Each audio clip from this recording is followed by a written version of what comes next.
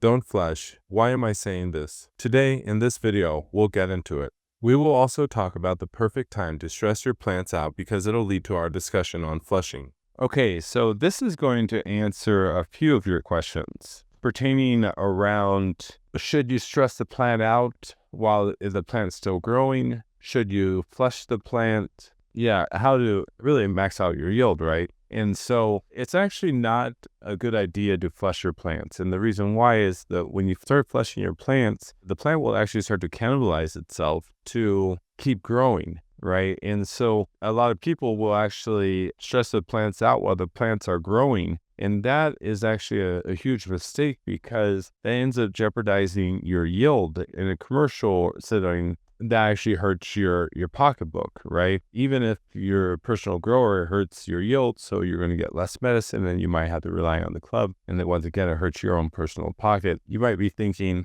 yeah, but I want the best quality. My philosophy is to actually stress the plant out when you harvest the plant, right? Because harvesting the plant is the most stressful thing you could do. And a lot of us think that right when we harvest the plant's dead, but that's incorrect. You have to think about it like with a rose. When we harvest roses, we put them in a vase of water and the flower stays alive for another week or two. And that's the same thing with the plants. If you harvest a plant that's healthy and is green, what's going to happen is that moisture that's in the leaves, because you have a better cellular growth, the leaves are thicker, more moisture is going to cocoon the flowers as the leaves fold over. If you do a slower curing process, not trying to speed up the curing process, that cocoon process, the moisture in the stems, the leaves, the flowers themselves, there's going to be a lot of moisture still in the flower, right? And because there's moisture in the flower, technically the plant's still alive. And while it's still alive, through the whole process, it is stressing out. And when it's stressing out, it's releasing more essential oils. And because you've maxed out the plant health, right, you've now maxed out the terpene profile. So you'll actually get more of that as well. And I know a lot of people will be thinking, well, don't you want to flush so you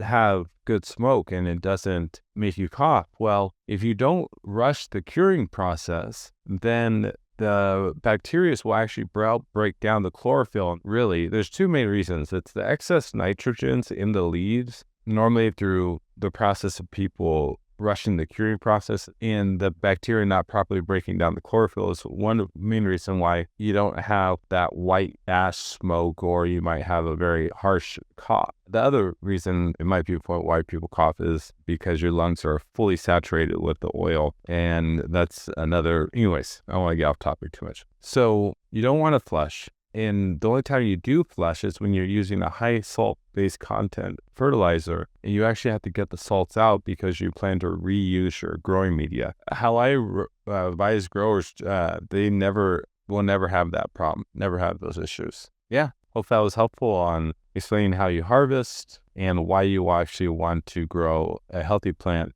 and why you don't want to strip the leaves, because all those things actually play a huge role in producing the highest quality flower.